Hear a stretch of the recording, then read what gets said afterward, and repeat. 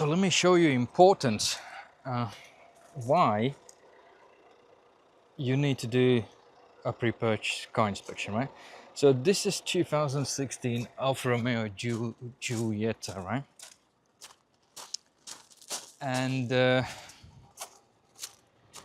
as you can see, it's in a good condition. Obviously, slight paint mismatches on the front bumper, right?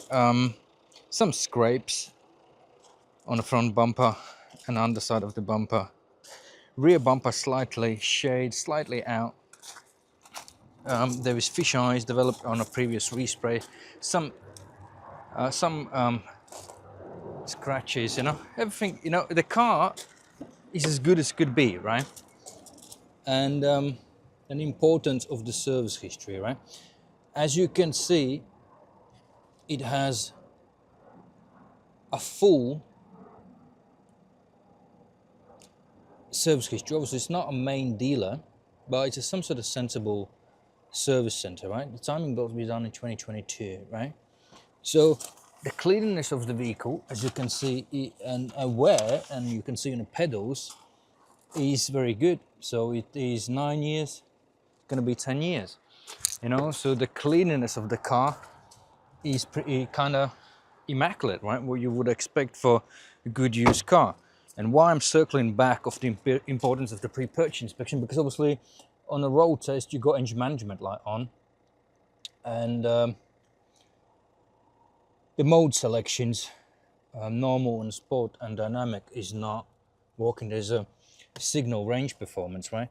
So because I disconnected from the internet connection when I did the second scan, so this is not read out. So that's a DPF trap thing out of range, right? So looking on live data before,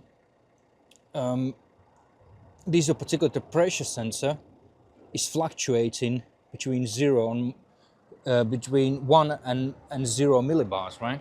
And under load, it doesn't change, it stays same way, between 0 and 1 millibars.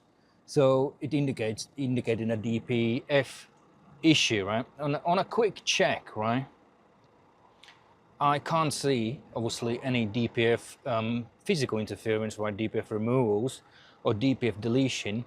There is a DPF pressure sensor. The pipe split, right? Obviously all the readings, it doesn't read properly, so it will lead to the DPF blocking, right? It still drives okay, so this is important why you need to have a look on a car, right? Because certain things you overlook. Obviously on this situation, customer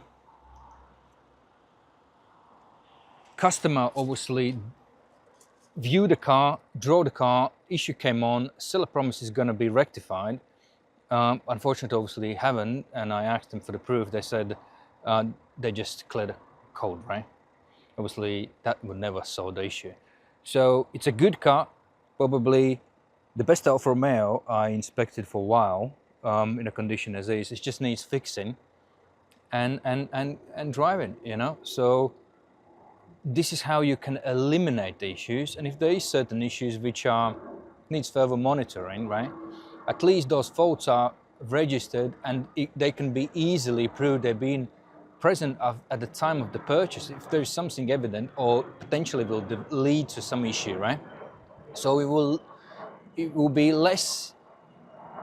for you more easier to deal with the asking seller to rectify this issue, or if it leads to kind of abnormal engine failure down the line, after 6 months or within first 6 months, right? It will be easier for you to prove something and reject the car, so you will have a record, so you know what condition the car was, and if you bought this car, like the car was in a good condition, you're not going to blame seller straight away. Your car is in shit condition, right? And they sold you a shit car, because the classic thing I always say, people buy a car, they don't check, then they go to detailer, spend £500 on a detailing, right, let's say, or somebody goes and tints the windows, and then they say, oh, I feel like I just need to put a new oil in it, because it just feels like you. So most of the consumers spend money on a stupid stuff, right, which don't need spending money on, and the warning light comes on, and everyone automatically blames the seller, sold them a shit car, you know, and that's reality. Remember, new cars break down, but they got manufacturer's warranty. So as the used car can break down, so you automatically, when buying a new car, when the warning light comes on or losing power, you don't run to the main dealer and rejecting the vehicle, right? You bring it in, they were gonna fix it. So the more likely within those 3 years of manufacturer's warranty, car might break down 2 or 3 times, right? But when you buy a used car, everyone automatically assumes, I'm gonna reject this car.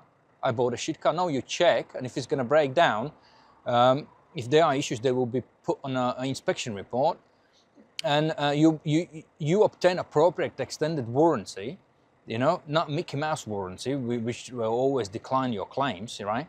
And obviously, bear in mind, if you're buying an old car, 10-year-old or above, you're not gonna get the same good extended warranty options available in the market because the car is end of the lifetime going into scrapyard. So it's important to find the best car in the market, and the importance, as you've seen, a full service history, right? And every year it's been done, you know, so at least you know to go in the right direction when you're buying an older car. It's hard enough to buy a good 5-year-old car, so just remember, you know, check the car, don't blame the seller, you know, and get appropriate extended warranty and drive peacefully, you know.